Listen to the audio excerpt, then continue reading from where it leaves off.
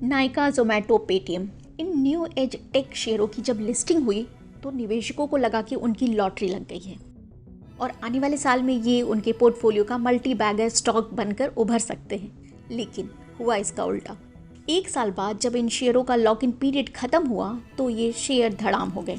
इसके बाद कुछ कंपनियों ने बोनस शेयर का दांव खेला, लेकिन अब यही दांव सेबी की नज़र में आ रहा है और यही वजह है कि मार्केट रेगुलेटर सेबी एक नए नियम पर विचार कर रहा है।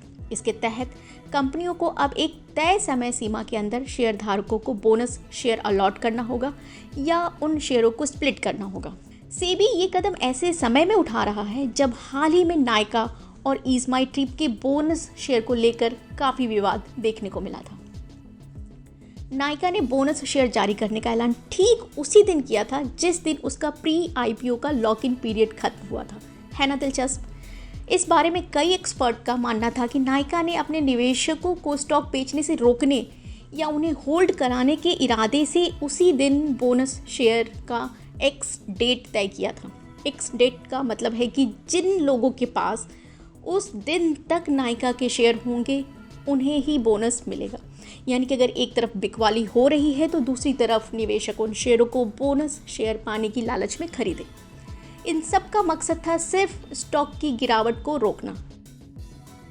एक तरफ ईज माई ट्रिप ने 3:1 में बोनस शेयर जारी करने के अलावा 1:2 में स्टॉक स्प्लिट भी कर दिया। इससे रिकॉर्ड डेट के दिन इसके शेयरों की कीमत 382 रुपये से घट के 48 रुपये पर आ गई। हालांकि अगले 2 दिनों में यह फिर बढ़ा भी और 68 रुपये तक पहुंच गया। लेकिन यह कीमत उसके 48 रुपये के स्प्लिट कम बोनस प्राइस से भी ज़्यादा है।